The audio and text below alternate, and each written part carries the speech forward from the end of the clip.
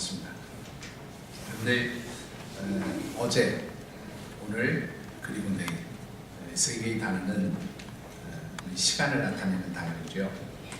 이 세 개의 단어 중에서 순수한 우리말이 아닌 단어가 하나 있습니다. 어제, 오늘, 내일. 어떤 단어가 순수 우리말이 아닐까요? 예? 어제, 오늘, 내일. 세 개의 말 중에서, 세 개의 단어 중에서 순수한 우리말이 아닌 단어가 하나 있어요. 어떤 단어입니까? 예, 맞습니다. 내일이죠. 한자어로 올레자에다가 날일자를 써서 앞으로 오는 날, 이제 이런 의미로 사용을 하고 있습니다.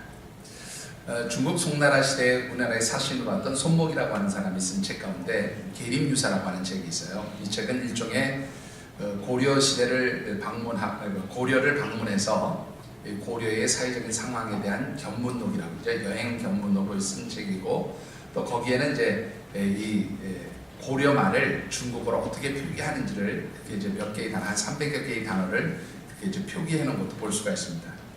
그런데 이 책에 보면 한자어로 금일, 이제 보통 우리가 금일은 뭐 이렇게 표현하는데, 금일은 오늘이라고 그렇게 표현되어 있습니다. 이제 고어로 표현하면 오날 이렇게 표현이 되어 있고요. 그 다음에 이제 작일이죠. 어제를 나타내는 단어는 우리말로 순수하게 고려말로 이제 어제라고 그렇게 표현이 되어 있어요.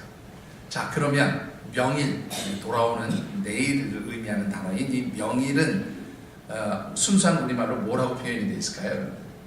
아마 여러분들이 굉장히 생소한 단어라고 생각이 되어질 것인데, 화제라는 단어를 사용합니다.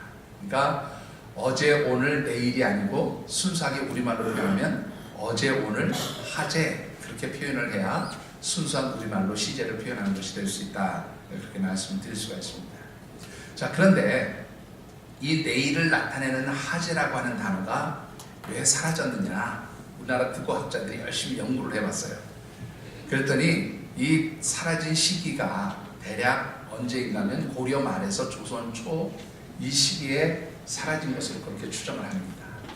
왜 사라졌을까? 또 연구를 해보니까요, 보통 언어라는 것은 아주 중요한 특성을 가진데 뭐냐면 그 시대의 사회적 상황 혹은 정치적이고 문화적이고 경제적인 환경, 이런 것들에 의해서 언어가 만들어질 수도 있고 언어가 없어질 수도 있다는 거죠.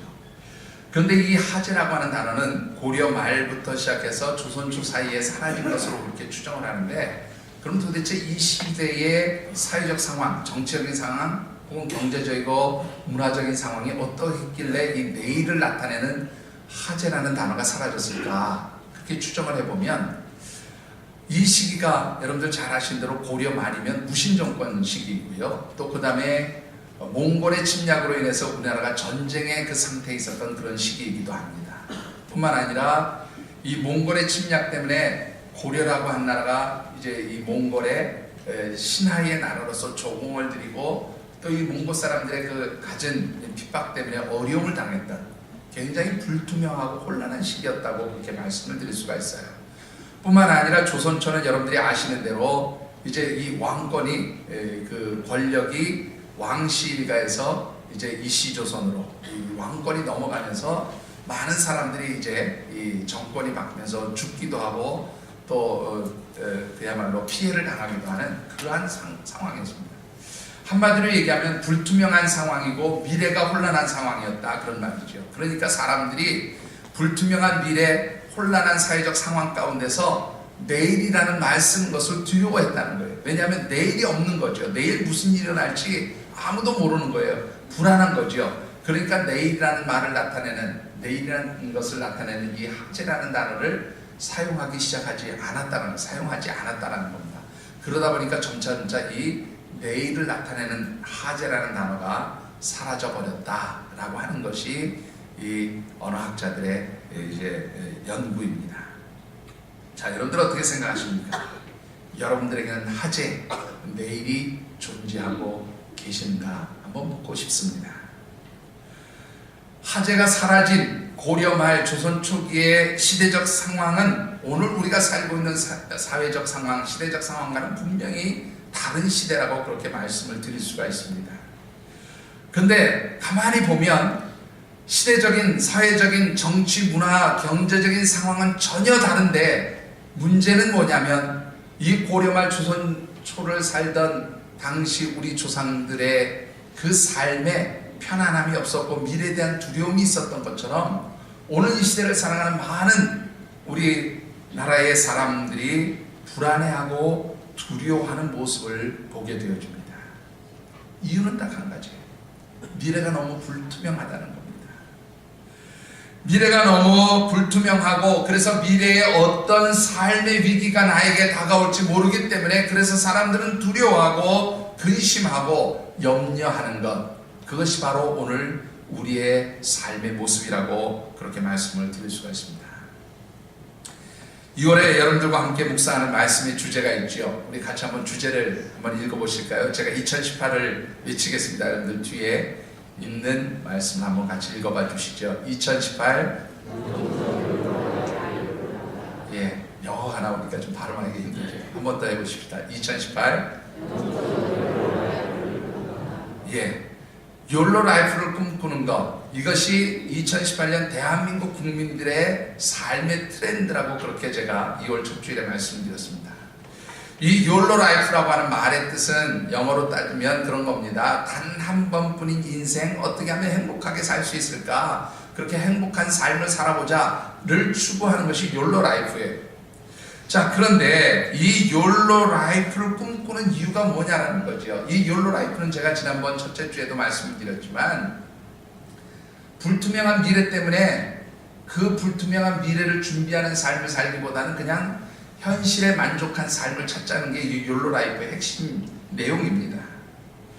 그런데 사실은 이 욜로 라이프라고 하는 삶을 추구하는 것도 결국은 보면 미래에 대한 불투명함, 그로 인한 인생의 위기감이 욜로 라이프를 꿈꾸게 만든다라고 하는 것이죠.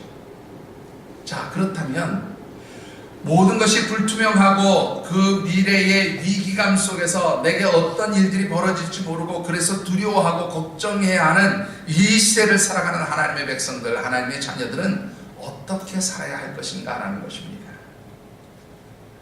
오늘 본문 말씀은 선지자 예레미야가 겪었던 일을 기록한 말씀 가운데 한 부분입니다. 오늘 이 말씀을 보면 미래가 불투명하고 그래서 그 미래에 대한 리스크, 곧 미래에 대한 위기감이 나를 사로잡게 되어질 때에 진정한 행복의 삶을 추구하는 사람이라면 어떻게 살아야 할 것인가, 그것을 아주 잘 보여주고 있는 그런 말씀입니다. 오늘 이 말씀은 특별히 하나님의 백성들이 욜로 라이프의 삶을 살아야 하지만 그것이 세상적인 욜로 라이프의 삶이 아니라 영적인 욜로 라이프의 삶을 살아야 함을 우리에게 아주 분명하게 보여주고 있습니다. 특별히 주신 말씀을 묵상하는 가운데 사랑하는 우리 모든 하늘생 가족들이 미래에 대한 불투명, 그리고 그로 인한 위기감, 그로 인한 리스크를 믿음으로 뛰어넘고 참으로 하나님 주시는 평강의 삶을 누리는 복된 역사가 있게 되기를 주의 이름으로 축원합니다. 자, 여러분들 세상 사람들이 말이죠, 일반적인 사람들이 미래가 불투명할 때 나타나는 전형적인 특성이 있음을 보게 됩니다. 그것이 무엇입니까? 그것은 바로 미래지향적 삶을 사는 게 아니라 현실에 집착하는 삶을 산다는 거예요. 그리고 그 현실에 집착하는 삶을 살면서 전형적으로 무엇을 계산하냐면 미래를 바라보고 미래를 조망하고 미래를 계산하면서 사는 게 아니라 현실적인 계산에 빨라지게 되는 것, 이게 바로 미래가 불투명할 때 나타나는 사람들의 특성입니다. 오늘 본문 8절의 말씀을 같이 한번 살펴보겠습니다. 같이 받들어 있습니다.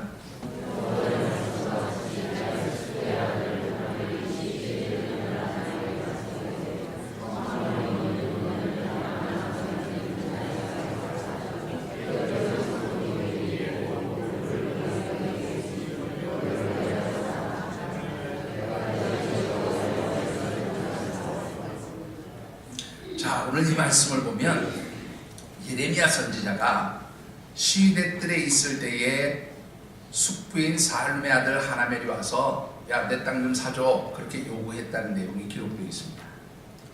자, 여러분들 한번 잘 생각해 보십시다. 오늘 이 본문의 내용만을 가지고는 이 전후 문맥의 상황들을 이해할 수가 없어요. 사실 좀 더 정확하게 이해하려면 32장 앞부분부터 쭉 읽어 내려오는 게 좋은데 자, 1절, 2절을 좀 참고해 보시면 어떤 내용이 기록되어 있는가 하면 시드기야 왕 10년에 바벨론이 예루살렘 성을 포위하고 있는 상태에서 예레미야 선지자가 시위대 뜰 안에 갇혀 있는 상태였습니다. 자, 여러분들 이 유다 왕 마지막 왕입니다. 시드기야 왕 10년에 당대의 신흥 강국이라고 할 수 있는 바벨론이 남유다를 침공을 했어요. 정확하게 표현하면 유다 왕 9년 10월 달에 침공을 해서 이 예루살렘 성을 포위하고 있는 상태가 계속해서 지속되어지는 그런 상황에 유다 왕 10년이 되어진 겁니다. 이 유다 왕 10년이 되어진 그런 상황에서 예레미야는 옥에 갇혀있는, 감옥에 갇혀있는 그러한 상황인데, 왜 감옥에 갇혀있는가 하면 3절부터 5절 말씀을 보니까 바벨론이 남유다를 공격하고 포위를 하고 있으니까 예레미야가 예언을 했어요. 뭐라고 예언했냐면, 야, 이 남유다는 바벨론에 의해서 멸망당할 거야. 그리고 이 왕, 시드기야 왕 당신은 바벨론 왕의 포로가 되어서 끌려갈 겁니다. 이게 하나님의 말씀입니다. 하나님이 그렇게 나에게 예언하라고 말씀했습니다. 그렇게 백성들에게 선포를 했어요. 시드기야 왕이 되니까 대단히 기분이 나쁩니다. 여러분들 생각해 보세요. 나라가 망하고 자기는 포로로 끌려가게 될 것이다. 아무리 하나님의 사람이지만 이런 예언을 하니까 기분이 나빠서 어떻게 해요? 시위대 뜰에 갔다가 가두어뒀어요. 이 시위대 뜰이라는 것은 요즘으로 얘기하면 아마 청와대 경호실쯤 되는 것이라고 생각하면 되고, 여기 뜰이라고 하는 것은 감옥을 의미합니다. 그러니까 청와대 경호실이 관리하는 감옥, 그러니까 왕에게 죄를 지은 죄수들을 가두어 놓는 그런 감옥에 이 예레미야가 갇힌 거예요. 요즘으로 얘기하면 유언비어 유포죄죠. 국가를 혼란하게 하고 백성들을 불안하게 만드는 그런 유언비어를 유포했다. 이런 제목으로 이제 이 예레미야가 체포되어서 감옥에 갇혀 있는 상황입니다. 그리고 밖으로는 이 당대 최고 강국인 바벨론이라는 나라가 예루살렘 성을 딱 포위하고 있는 이런 상황인데, 어느 날 숙부의 아들 살룸이 와서 숙부 살룸의 아들 하나멜이 와서 예레미야에게 야, 내 땅 좀 사줘, 그렇게 요구를 했다는 거예요. 자, 이 하나멜이 왜 예레미야에게 내 땅 사라고 얘기했습니까? 8절 한번 잠시 보시면요, 중간쯤에 이런 말씀이 있어요. 자, 너는 베냐민 땅 아나돗에 있는 나의 밭을 사라. 기업의 상속권이 내게 있고 물을 권리가 내게 있다. 그렇게 이야기하고 있습니다. 기업의 상속권과 물을 권리가 내게 있으니까 너는 내 땅을 사야 된다, 이런 말이거든요. 이 말은 무슨 말이냐면 고엘 제도의 근거에서 내 땅을 사라, 그런 말이에요. 자, 고엘 제도란 무엇입니까? 잠시 설명을 드리면 이스라엘 백성들의 토지 개념은 우리하고 좀 다릅니다. 여러분들, 이스라엘 백성들은 땅의 주인이 누구예요? 누가 주인입니까? 내가 이 땅을 소유하고 있지만 이 땅의 주인은 내가 아니고 누구예요? 하나님이에요. 하나님이 이 땅의 주인입니다. 이스라엘 백성들이 가나안 땅에 들어갔을 때 하나님께서 각 지파와 그 지파에 속한 가정별로, 집안별로 다 땅을 나누어 줬잖아요. 이 땅은 하나님께 받은 거예요. 하나님께서 우리에게 빌려주신 것이에요. 땅은 하나님께 속한 것이에요. 그래서 이 땅은 내 것이 아니기 때문에 함부로 사고 팔 수가 없다. 이게 이스라엘 백성들이 가지고 있는 토지의 소유 개념입니다. 자, 그런데 유일하게 땅을 팔 수 있는 때가 있었어요. 어떤 때 팔 수 있냐면, 하나님께 토지를 이 소유로 이렇게 이제 빌려받은 거죠. 청지기처럼 이렇게 하나님께 땅을 맡겨진 사람이 사업을 하다가 혹은 여러 가지 어떤 이유로 경제적으로 어려워졌어요. 빚을 갚기 위해서 이 땅을 팔지 않으면 안 되는 상황이 되었다든지, 혹은 이 빚을 갚지 않으면 가족들이 다 종으로 노예로 팔려가는 이런 아주 위기의 상황이 되었을 때는 땅을 팔 수가 있었어요. 자, 그런데 이럴 때는 누구에게 땅을 사라고 할 수 있는가 하면 이방 나라 사람들에게 땅을 못 팔게 되어 있습니다. 다른 지파 사람들에게도 못 팔아요. 가장 가까운 사람에게 이 땅을 사라고 그렇게 요구를 할 수가 있었어요. 왜냐하면 이 땅이 이방 사람들한테 팔려가면 이방 사람들은 이거 내 땅이라고 안 돌려줄 거 아니에요. 10년이 되면 50년이 되면 돌아와야 되는데 이 땅이 돌아오지 않거나, 혹은 다른 지파에 소속된 땅으로 되어진 것을 하나님이 금하셨단 말이에요. 그래서 이 땅은 항상 어디에 그 이스라엘 그 지파에게 주어진 그 소속대로 그대로 머물게 하기 위해서 이 땅은 가장 가까운 친척이 그 땅을 사주는 그런 제도, 이게 바로 이제 고엘 제도입니다. 자, 그런데 이 고엘 제도의 전제 조건은 뭐냐면 그 땅을 소유한 사람이 경제적으로 어렵거나 망하게 되었을 때 친척에게 이 땅을 살 권리가 있고 기업의 상속권이 있고 물을 권리가 있게 되는 거예요.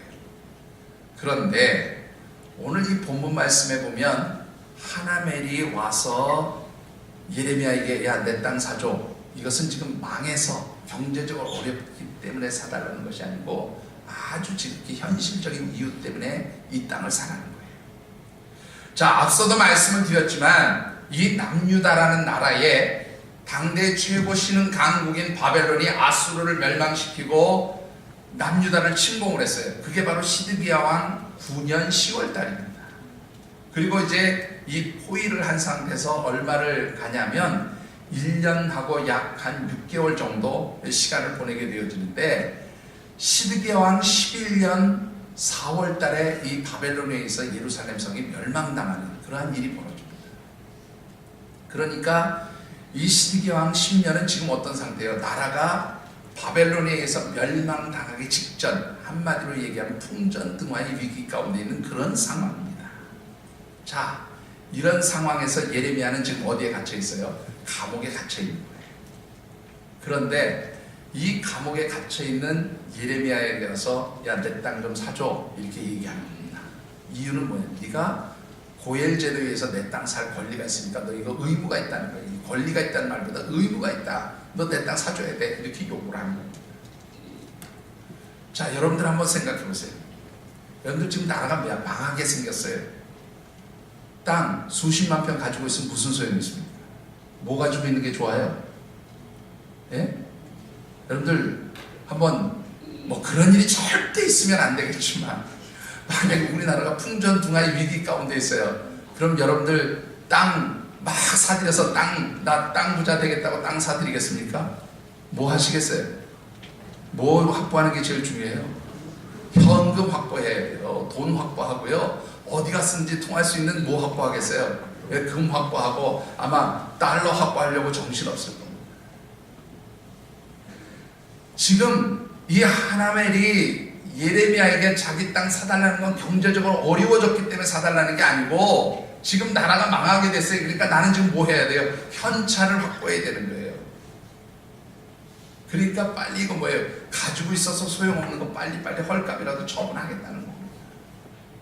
여기 본문에 보면 은 17세겔에 사라고 그랬어요. 여러분들 은 17세겔이면 당시의 환율로 따지면 은 1세겔이 4일치 노동자의 품삯입니다. 우리로 따지면 요즘에 막노동꾼이 하루에 대략 얼마 정도를 받냐면 보통 우리가 이 인력사무소에다 연락하면 한 13만 원에서 15만 원 정도 받습니다.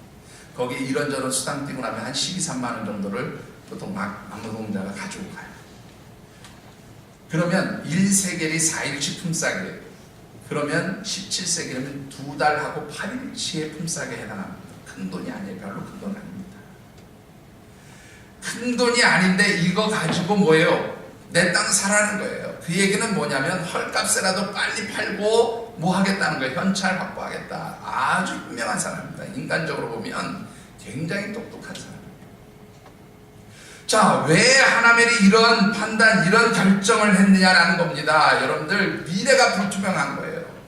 나라가 지금 망하게 생긴 거죠. 여러분들 아마 나라가 부강하고 잘 살 수 있다 그러면 정신 나갔다고 17세겔에 자기 땅 팔아먹습니까? 이거 더 소유하고 거기 농사 잘 지면 거기서 더 많은 소득과 열매가 있을 텐데 불과 노동자 2달치하고 8일 품삯에 넘기겠냐 말이에요. 이 하나멜은 지극히 현실적인 사람이에요. 미래가 불투명하니까 오늘 현실에서 내가 가장 나를 유리하게 만들고 이익되게 만드는 것에 집착해서 그런 결정, 그런 판단, 그런 인간적인 계산으로 이 땅을 예레미야에게 팔려고 했다, 그런 말입니다. 자, 그런데 인간적으로 보면 굉장히 현명한 판단이고 똑똑한 짓을 한 것이고 아주 지혜로운 사람이죠. 그런데 영적으로 보면 이 하나멜의 결정은 정말로 지극히도 어리석고 미련한 결정이었다, 그런 말입니다. 왜 그렇습니까? 여러분들, 하나님께서 내게 주신 이 땅을 포기한다는 것은 무엇을 의미하느냐 하면 하나님 주신 축복의 언약을 내가 포기하겠습니다. 그런 뜻이에요. 여러분들, 이스라엘 백성들이 하나님께 기업으로 땅을 받았을 때는 이 기업이 바로 뭐가 되냐면 하나님 주시는 축복의 상징이에요. 하나님 이 기업, 이 땅을 통해서 너희들을 축복하겠다고 약속해 주신 것이 이스라엘 백성들이 하나님께 받은 약속이란 말이에요. 근데 그 땅을 팔아버렸어요. 내가 어려워서 가난해져서 빚을 갚기 위해서 파는 게 아니라 지금 현찰을 확보해서 어떻게 하면 당장 현실에서 잘 살아남을 수 있을까, 이 계산 때문에 땅을 팔았다고 합니다. 한마디로 얘기하면 현실적인 이익을 위해서 미래를 포기했다, 그렇게 말씀을 드릴 수가 있습니다. 또한 이 아나돗이라고 하는 말, 이 지명의 뜻이요, 아주 의미심장한 뜻이 있어요. 뭐냐면 하나님의 응답, 그런 뜻이 있습니다. 이 하나님의 응답이 있는 땅, 이 땅을 내가 포기하고 팔아버리겠다는 것, 결국 뭐예요? 하나님 주신 축복, 하나님 주신 기도의 응답, 하나님 주신 여러 가지 은혜의 선물들을 내가 포기하겠다는 겁니다. 무엇 때문에요? 현찰 확보하기 위해서, 물질 확보하기 위해서 하나님 주시는 것 포기하겠다, 그런 말입니다. 여러분들, 오늘 이런 하나님의 모습은 창세기에 나오는 에서의 모습과 아주 흡사한 것을 보게 됩니다. 여러분, 창세기 25장 32절로부터 34절의 말씀을 보면 아주 재미있는 내용이 하나 기록되어 있어요. 여러분들이 잘 아시는 내용입니다. 에서가 말이죠, 어느 날 들에 나가서 사냥을 하다가 아마 하나도 못 잡은 모양이에요. 짐승을 하나도 못 잡고 고생하다가 배가 고파서 집에 돌아오게 됩니다. 집에 와서 보니까 동생 야곱이 죽을 쓰고 있는데, 아이 불구슬만 것이 아마 팥죽을 쓰고 있었던 모양이에요. 그걸 보니까 막 배가 고파 죽겠는 거지요. 그래서 이 야곱에게, 야, 나 그 팥죽 한 그릇 먹게 해달라고 요청합니다. 이 야곱이 얄밉게도 말이죠, 내가 그냥 줄 수 없지, 형, 뭐 하나 나한테 넘겨야지. 그리고 요구한 게 뭐냐면 장자의 명분을 넣었어요. 자, 그랬더니 이 에서가 장자의 명분을 요구하는 그 야곱에게 뭐라고 얘기합니까? 여기 보시면 에서가 이르되, 내가 어떻게 됐다고요? 죽게 됐으니. 한 끼 굶었다고 안 죽어요. 근데 지금 당장 배고파 죽겠다는 거예요. 그러니까 이 장자의 명분이 내게 무슨 유익함이 있으리요. 그리고는 어떻게 해요? 물론 구두로지만 넘겼어요. 여러분들, 34절의 말씀을 한번 보실까요? 창세기 25장 34절을 같이 우리 받들어 읽겠습니다. 읽어보십시다.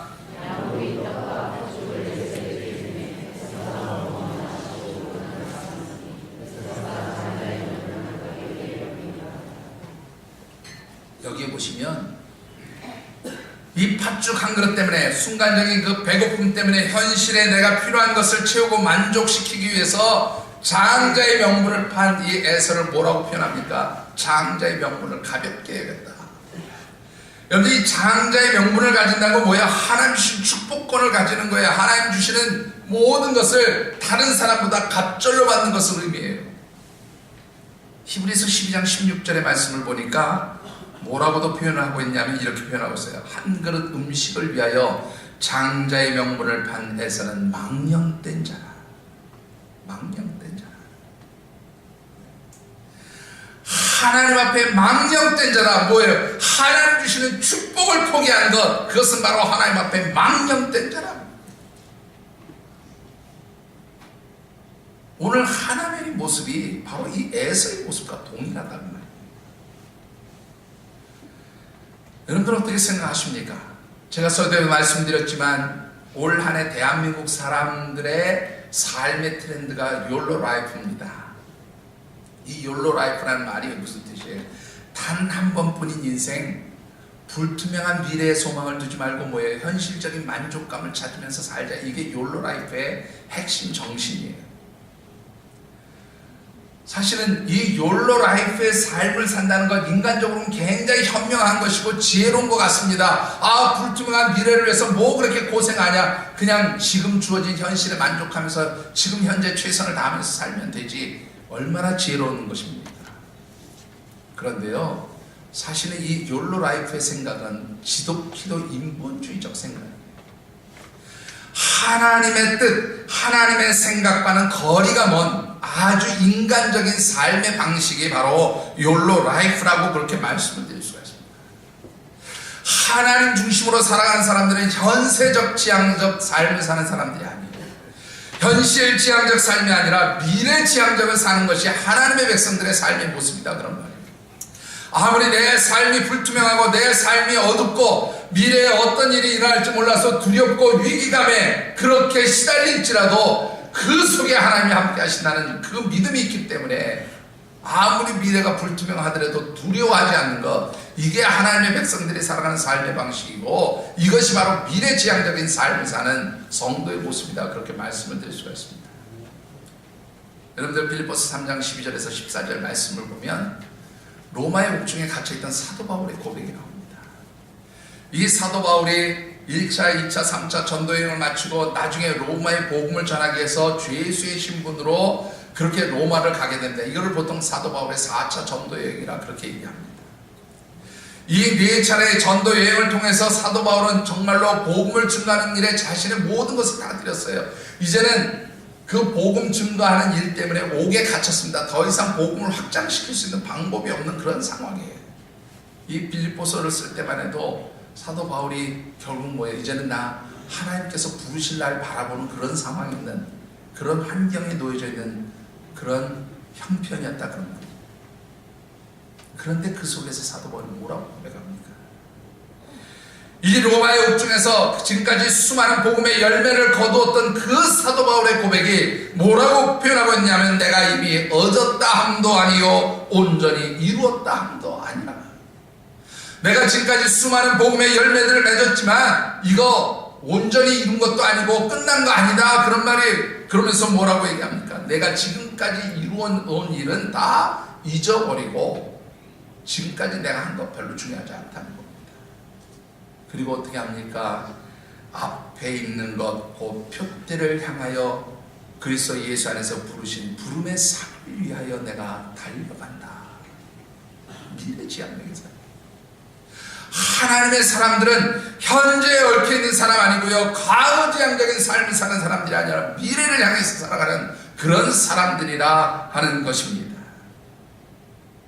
그런 측면에서 보면 욜로 라이프의 삶을 산다는 것은 지극히 현실, 집착적인, 현실에 집착해서 사는 그러한 삶이라고 말씀을 드릴 수가 있어요. 그래서 영적이지 않다, 그런 거예요. 하버드 교수와 신시내티 대학교 총장을 지냈던 워렌 베니스라고 하는 학자가 있습니다. 리더십에 아주 뛰어난 권위자이고요. 지금도 생존해 계신지 모르겠어요. 제가 인터넷으로 이렇게 뒤져보니까 아직 그 소천했다는 말이 없어서 아직도 생존해 계신 것 같은데, 이분이 만약 생존해 계시면 1925년생이니까 몇 살입니까? 90이 넘었죠? 94 정도 되신 분이에요. 이분이 그 하버드 교수하고 신시내티 대학교 총장을 지낸 뒤에 리더십 연구센터를 하나 만들었어요. 근데 이 연구센터를 만들었을 때 미국의 가장 뛰어나다고 하는 최고 기업가, 최고 경영가 500인을 선정을 하고, 이 500인 중에서도 특별하다고 생각하는 사람 90인을 별도로 또 선택을 했습니다. 그리고는 이 90명의 최고 경영자들을 3년 동안 일일이 찾아다니면서 개별 인터뷰를 했어요. 그러니까 이 90인이라고 하는 사람들은 미국의 기업가들 중에서 최고 성공한 기업가라고 그렇게 인정받는 사람들을 3년 동안 인터뷰를 한 겁니다. 그래서 이 90명의 사람들 가운데 공통점 3가지를 발견했어요. 첫 번째가 뭐냐면, 이 사람들은 비전의 사람들이었다는 거예요. 꿈의 사람들, 미래를 바라보면서 가는 사람들이었다. 남들이 보면 마치 허풍선이다, 저거 정신 나간 소리 하고 있다, 뭐 저런 일이 이루어질까, 저런 생각을 어떻게 할까, 저거 정신 나간 짓 아니야? 라고 이야기할 정도로 미래의 꿈과 비전을 놓고 살았던 사람들이 바로 이 사람들의 특징이라는 거예요. 두 번째 특징은 뭐냐면, 현실적으로 아무리 힘들고 어려워도 절대로 낙담하지 않았다는 겁니다. 내 앞에 있는 미래가 불투명하고 그 미래 때문에 내가 위기감이 오고 정말로 현실이 힘들고 어려울지라도 이 사람들은 절대로 포기하지 않았다는 거예요. 뭐라고까지 표현을 했냐면, 찰거머리처럼 끈기 있게 매달리는 사람들이었다. 그렇게 표현하고 있습니다. 마지막 세 번째가 뭔지 아십니까? 하나님 중심의 삶을 살았던 사람입니다. 그런데 정말로 하나님의 백성들은 미래를 바라보면서 사는 사람들입니다. 현실이 아무리 힘들고 미래가 아무리 불투명할지라도 왜 하나님 중심으로 살아가는 사람들은 포기하지 않는 삶을 삽니까? 아무리 불투명한 미래일지라도 그 속에 누구의 역사심이 있어요? 하나님 역사심이 있기 때문에, 하나님 함께 하시기 때문에. 내 삶의 자리는 불투명하지만 그 미래에 역사하시는 하나님의 손길을 바라보는 사람은 절대로 현실에 집착하지 않는다, 그런 말이에요. 미래가 아무리 두려울지라도 믿음을 가지고 그 미래의 위험, 미래의 위기를 뛰어넘을 수 있는 사람들, 그 사람들이 바로 하나님의 백성들인 줄 믿습니다. 오늘 저와 여러분들이 바로 이런 믿음으로 살아가시게 되기를 주의 이름으로 축원합니다. 자, 그렇다면 이 영적 욜로 라이프의 삶을 사는 사람, 그냥 욜로 라이프가 아니라 하나님 중심으로 오늘 내 삶에서 정말로 참된 삶의 만족과 행복을 찾는 사람들은 미래가 불투명할 때도 어떤 모습으로 살아가게 되어줍니까? 본문 9절의 말씀을 우리 같이 한번 받들어 읽겠습니다. 9절입니다.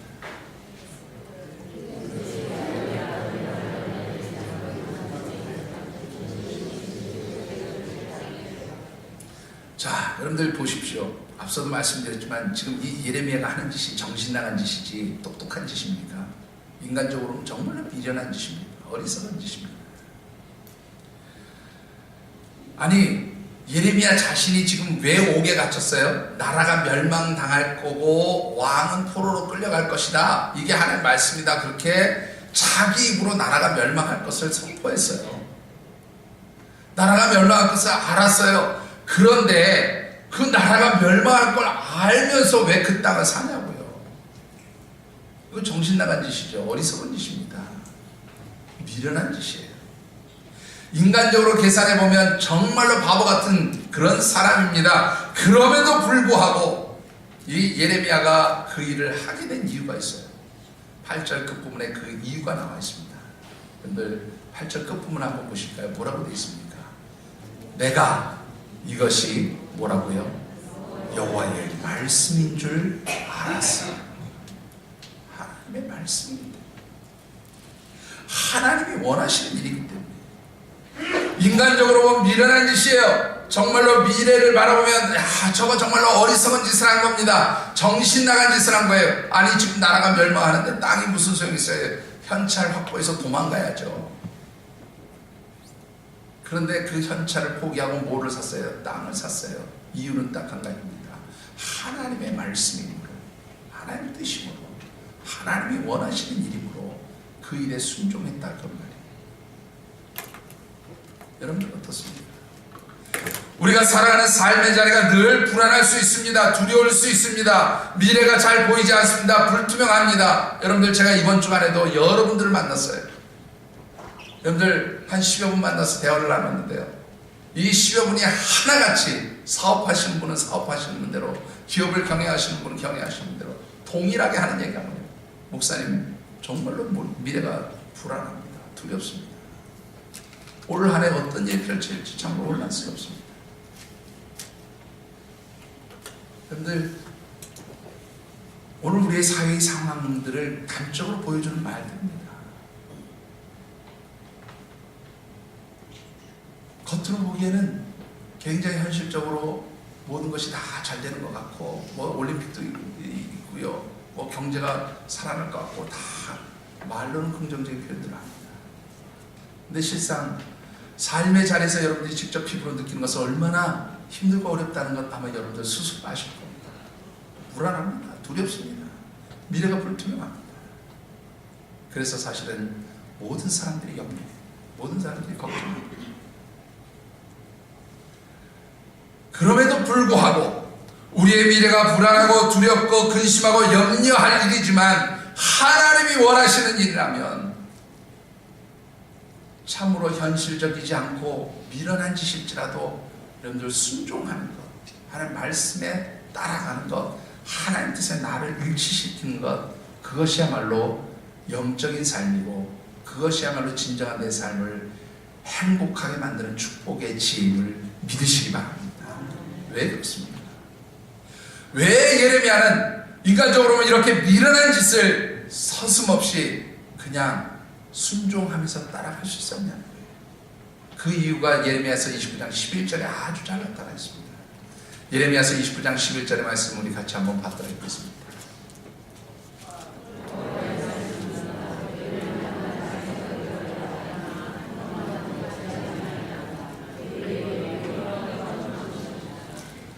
뭐라고 되어 있습니까? 하나님께서 우리의 생각을 너무나 잘 아신다는 거예요. 너희를 향한 나의 생각을 내가 하나니 평안이요 재앙이 아니라 너희에게 미래와 희망, 소망을 주는 것이 나의 생각이다. 하나님은 하나님의 백성들의 미래를 망가뜨리는 분이 아니고요, 재앙을 주는 분이 아니고요, 소망을 주는 분입니다. 미래의 기쁨을 주는 분입니다. 미래의 축복을 주는 분입니다. 이것이 바로 하나님의 백성들에게 주시는 하나님의 선물입니다. 여러분들 올 한 해가 얼마나 불투명하고 힘들고 어렵든지 분명한 것 한 가지 있어요. 하나님 말씀대로 하나님 기뻐하시는 뜻에 여러분들을 일치시키며 순종하며 나갈 때에 거기에 바로 뭐가 있어요? 하나님 주시는 소망이 있고 하나님 주시는 미래가 있고 하나님 주시는 축복이 있다고 하는 사실입니다. 사랑하는 성도 여러분, 미래가 아무리 불투명할지라도 그 미래의 모든 상황과 환경과 형편들을 바꾸실 수 있는 하나님의 능력이 함께 하심을 잊지 않게 되기를 주의 축원합니다.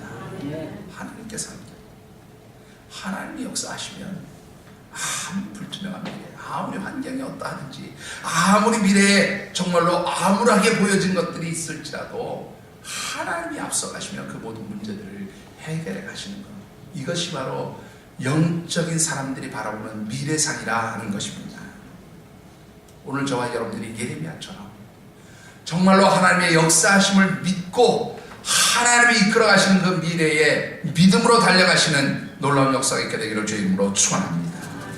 예레미야처럼 현실이 아닌 미래를 소망하면서 살아가는 진정한 영적 욜로 라이프들에게 주시는 축복이 무엇입니까? 여러분들 15절의 말씀입니다. 15절을 같이 받들겠습니다.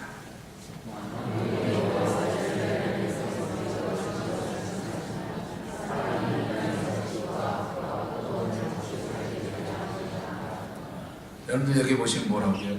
사람들이 이 땅을 다시 살릴 것이다. 회복의 약속. 어쩌면 예레미야는 이 회복의 약속을 자신의 눈으로 보지 못했을 것입니다. 실제적으로 이 예레미야가 이 고난을 당했을 때의 나이를 보면 대략 한 59세 정도로 추정을 해요. 그리고 나라가 멸망한 뒤 얼마 지나지 않아서 이 예레미야는 애굽으로 끌려가서 거기에서 사람들에게 살해를 당한 것으로 그렇게 역사적 기록에 남겨져 있습니다. 예레미야는 자신에 대해서는 그 삶을 보지 못했어요. 그러나 그가 분명하게 본 것은 뭐냐면 하나님을 회복시키신다는 거예요. 여러분들이 현재의 삶에서 아무리 힘들고 어렵고 망가질지라도, 내가 삶이 정말로 박살이 나고 깨어지고 망가졌을지라도 믿음으로 하나님 인도하심을 바라보는 사람들을 하나님께서 반드시 회복시켜주시는 그 놀라운 은총의 역사가 있는 줄 믿으시기 바랍니다. 뿐만 아니라 여러분들 여기에 12절부터 14절의 말씀을 보면요, 예레미야가 말이죠, 계약서를 작성하는데 두 개를 작성해요. 원래 하나는 이 계약서를 임봉해서 토기에 묻고 땅에 묻어서 그것을 이제 어느 날의 증거로 삼습니다. 그런데 하나는 사본이에요. 사본. 요즘 우리 복사본을 하나 가지고 있어서 계약서의 내용을 알 수 있도록 그렇게 만든 그런 사본을 항상 가지고 있었어요. 그러니까 이 고대 시대에 계약하면 보통 이제 원본이 있으면 사본도 하나 만들어요. 이 사본은 이제 항상 오픈해서 가지고 있는 거죠. 근데 이 사본을 예레미야가 모든 사람들 앞에서 오픈을 합니다. 내가 이런 것으로 계약을 했다, 그렇게 알려줘요. 사람들이 예레미야를 보면서 뭐라고 얘기했겠어요? 이 정신 나간 놈아. 그럼에도 불구하고 예레미야가 이 계약서를 오픈한 이유가 뭡니까? 소망이 있다는 거예요. 지금 현재는 이 바벨론이라는 나라에서 멸망당하고 이 땅이 아무런 가치가 없는 무가치한 땅이 되고, 그래서 정말로 저 하나님처럼 현찰을 확보하겠다고 하는 것이 지혜로운 것처럼 보이지만 아니라는 겁니다. 하나님이 함께 하시면 반드시 회복되는 날이 있을 것이다. 그리고 그 소망으로 오늘의 어려움을 이길 수 있다고 그렇게 예레미야는 사람들에게 소망을 주는 그러한 삶을 살게 되었다라고 하는 것입니다.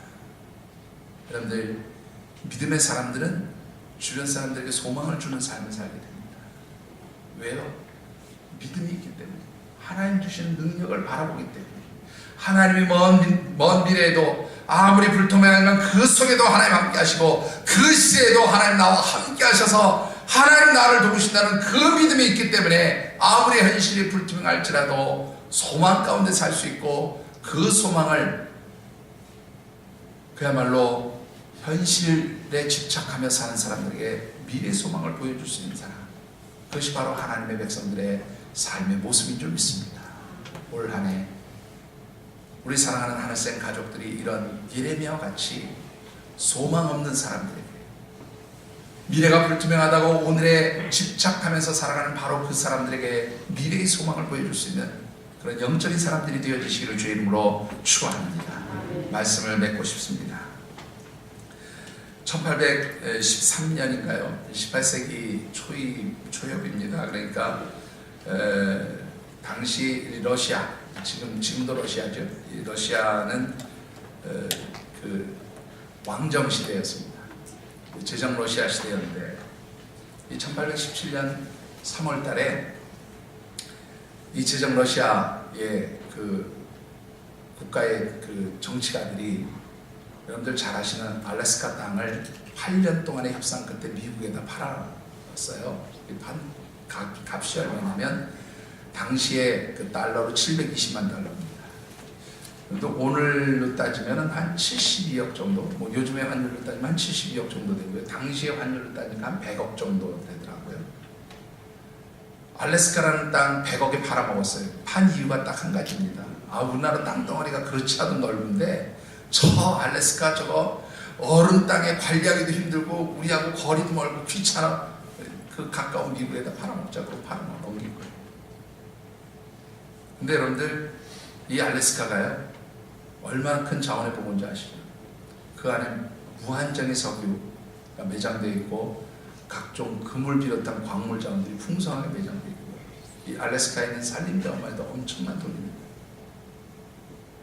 무엇입니까? 현실적인 사람들, 현실의 이익을 추구하는 사람들은요 절대로 뭘 보지 못해요? 미래에 숨겨진 하나님의 축복을 바라보지 못해요. 그러나 아무리 미래가 불투명할지라도 하나님의 말씀 안에서 미래를 바라보고 사는 사람들은 하나님 주시는 그 숨겨진 미래의 축복들, 그것을 소유할 수 있는 지혜의 사람들이 되어지는 줄 믿습니다. 오늘 우리 하늘생 가족들, 2018년 여러분들의 힘으로 사는 것이 아니라 하나님의 도우심으로, 하나님의 능력으로, 하나님과 함께 하심으로 불투명한 미래가 축복의 미래로 그렇게 변화시켜 갈 수 있는 능력의 성도들이 되어주시기를 주의 이름으로 축원합니다. 기도하겠습니다.